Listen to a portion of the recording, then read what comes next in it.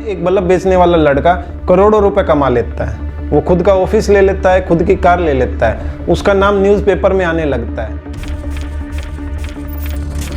लेकिन असली प्रॉब्लम यहीं से शुरू होती है। जो पैसा रियल बिजनेस से नहीं बनता वो कुछ ही देर टिक पाता है। सर, अगर हमें पैसे नहीं मिले तो हमारी कंपनी बंद हो जाएगी। लोगों का LIC के ऊपर इतना ट्रस्ट था और वो खुद कहते थे कि बैंक फेल हो सकता है लेकिन गवर्नमेंट कभी फेल नहीं हो सकती।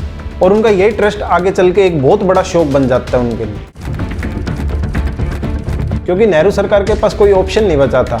अब उसको इंक्वायरी स्टार्ट करवानी ही पड़ी और फाइनली वो दिन आया जब गवर्नमेंट ने एक्सेप्ट किया कि उनसे गलती हुई है। मतलब एक स्कैम ने पूरे सिस्टम को बदलने पर मजबूर कर दिया।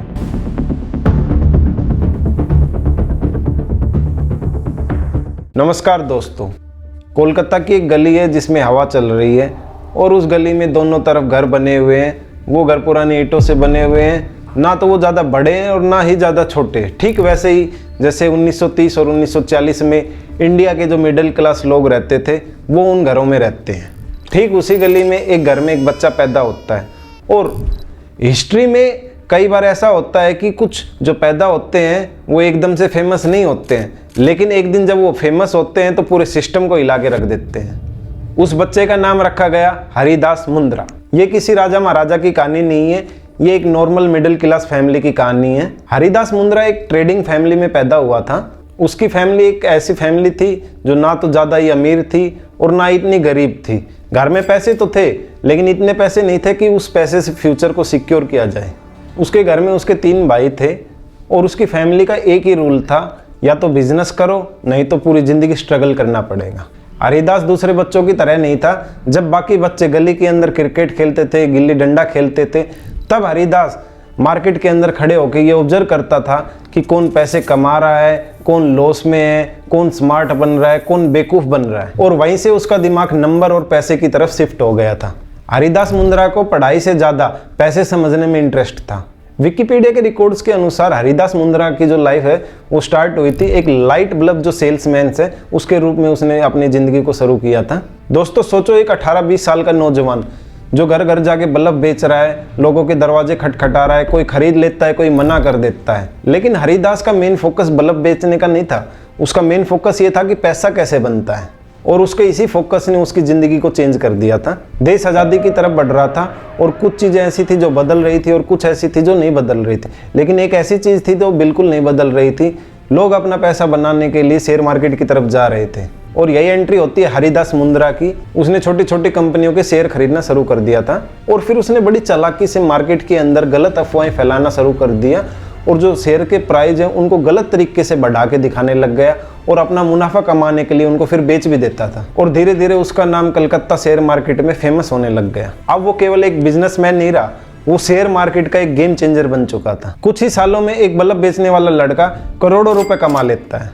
वो खुद का ऑफिस ले लेता है, खुद की कार ले लेता है, उसका नाम न्यूज़पेपर में आने लगता है। लेकिन असली प्रॉब्लम यहीं से शुरू होती है। जो पैसा रियल बिजनेस से नहीं बनता वो कुछ ही देर टिक पाता है। 1956 वो साल जहाँ पर हरिदास का डाउनफॉल स्टार्ट हुआ।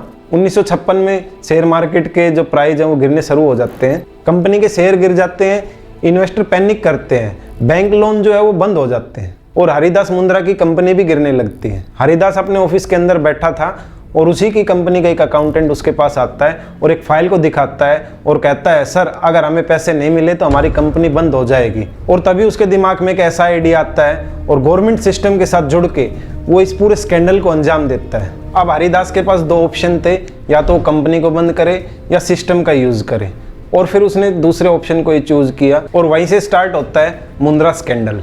1956 में इंडिया में एक ऑर्गेनाइजेशन बनी थी लोगों के लिए जो भगवान जैसी सेफ मानी जाती थी उनके लिए, और उसका नाम था life insurance corporation of India. लोग अपनी ज़िंदगी भर की कमाई को LIC में डाल रहे थे और हरिदास को ये सब पता था।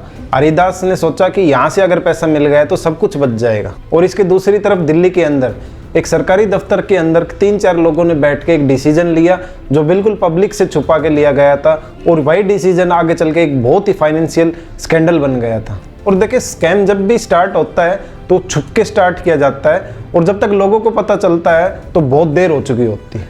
1956 में इंडियन गवर्नमेंट ने एक बहुत बड़ा डिसीजन लिया और उस डिसीजन में उसने 245 जो प्राइवेट इंश्योरेंस कंपनियां थी उनको एक साथ मर्ज करके एक ऑर्गेनाइजेशन बनाई और उस ऑर्गेनाइजेशन का नाम रखा life insurance corporation of India. लोगों का LIC के ऊपर इतना ट्रस्ट था और वो खुद कहते थे कि बैंक फेल हो सकता है लेकिन गवर्नमेंट कभी फेल नहीं हो सकती, और उनका यही ट्रस्ट आगे चल के एक बहुत बड़ा शौक बन जाता है उनके लिए। उस टाइम तक हरिदास मुंद्रा का बिजनेस पूरी तरह गिर चुका था, कंपनी लॉस में जा रही थी, शेयर मार्केट के दाम गिर रहे थे और बैंक से लोन मिलना बंद हो गया था। हरिदास के ऑफिस में 3 लोग बैठे हुए थे और उनकी टेबल पर बहुत सारी फाइल पड़ी हुई थी और हरिदास मुंद्रा आराम से कहता है अगर LIC का पैसा हमें मिल जाए तो सारी प्रॉब्लम का सॉल्यूशन हो जाएगा, और वहीं से एक ऐसा प्लान स्टार्ट करता है वो, और फिर ऐसी डील कर लेता है कि पब्लिक को पता ही नहीं चलता। 1957 में सडनली LIC ने मुंद्रा की कंपनी के शेयर्स को खरीद लिया और LIC ने ना ही पब्लिक को, ना ही इन्वेस्टर को, ना ही मीडिया को, किसी को भी शेयर खरीद के बारे में नहीं बताया। और सबसे शॉकिंग बात ये थी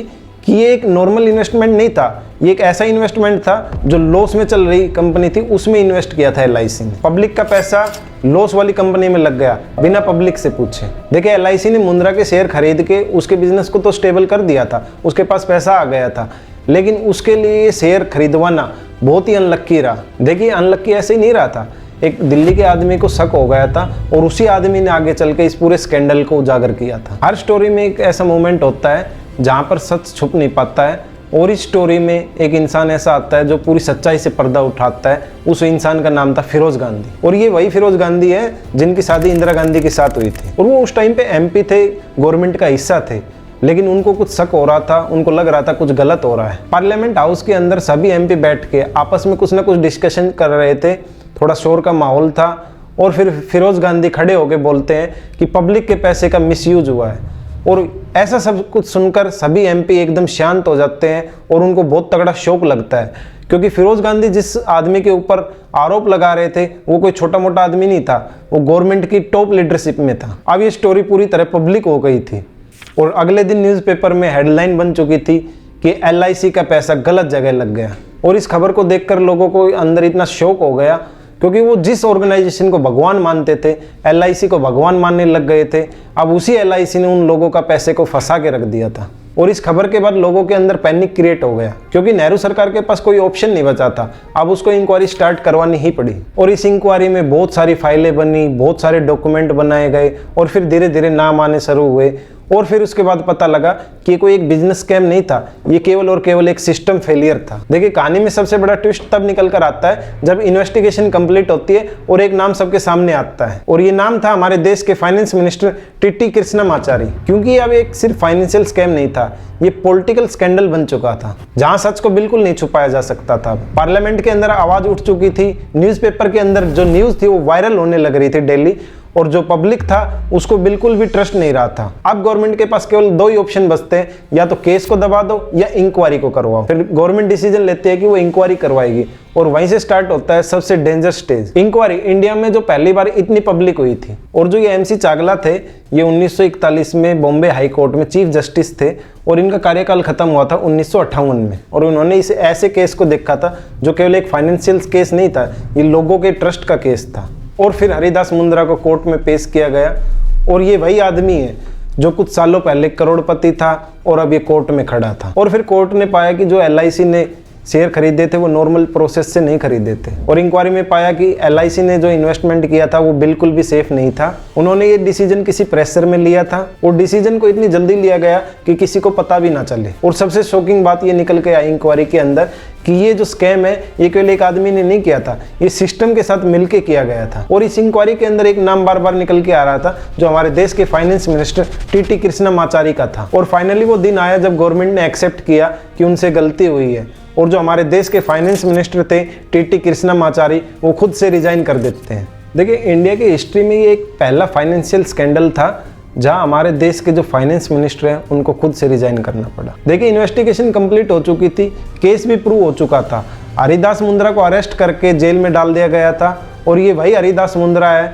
जो कभी शेयर मार्केट का किंग बन चुका था और अब वो जेल के अंदर था। पैसा उसके पास था, पावर उसको मिल चुकी थी, लेकिन सिस्टम को हराकर कोई ज़्यादा देर नहीं जीत सकता। इंडिया का ये पहला फाइनेंशियल स्कैम किसी गैंगस्टर ने नहीं किया था, ये किया था एक बिजनेसमैन ने और इसको एक्सपोज किया था एक पॉलिटिशियन ने। लेकिन सबसे बड़ा नुकसान हुआ था लोगों के ट्रस्ट को। स्कैम खत्म हो गया था लेकिन उसका असर हुआ था स्टार्ट उसके बाद। जब केस एक्सपोज हुआ और इंक्वायरी कंप्लीट हो गई तो लोगों ने सोचा कि कहानी यहीं खत्म हो गई है, लेकिन असल में स्टोरी यहीं से स्टार्ट होती है, क्योंकि पहली बार इंडिया के लोगों को समझ आया कि गवर्नमेंट से भी गलती हो सकती है। और उस टाइम सबसे ज्यादा नुकसान हुआ था वो किसी मिनिस्टर का नहीं हुआ था, वो हुआ था कॉमन पब्लिक का। और इस स्कैंडल के बाद गवर्नमेंट ने अपने सिस्टम में चेंज किए, इन्वेस्टमेंट को स्ट्रिक्ट रूल में डाला गया, फाइनेंशियल डिसीजन को रिकॉर्ड में करना कंपलसरी हुआ, पब्लिक इंस्टीट्यूट जो है उन पर मॉनिटरिंग बढ़ाई गई। मतलब एक स्कैम ने पूरे सिस्टम को बदलने पर मजबूर कर दिया। आज भी इंडिया के फाइनेंशियल स्कैम की हिस्ट्री जब लिखी जाती है तो सबसे पहला नाम निकल के आता है हरिदास मुंद्रा, और उसने जो स्कैम किया उसका नाम दिया गया मुंद्रा स्कैंडल। एक आदमी ने पैसा बनाने के लिए स्कैम किया, एक पॉलिटिशियन ने सच बोलने के लिए अपने कैरियर को दांव पे लगा दिया, और एक देश ने पहली बार सिस्टम पे सवाल उठाया। उम्मीद करता हूं आपको ये वीडियो अच्छी लगी होगी। आप अपने विचार कमेंट बॉक्स में साझा कर सकते हैं। मिलते हैं हम अगली वीडियो में, तब तक के लिए जय श्री राम।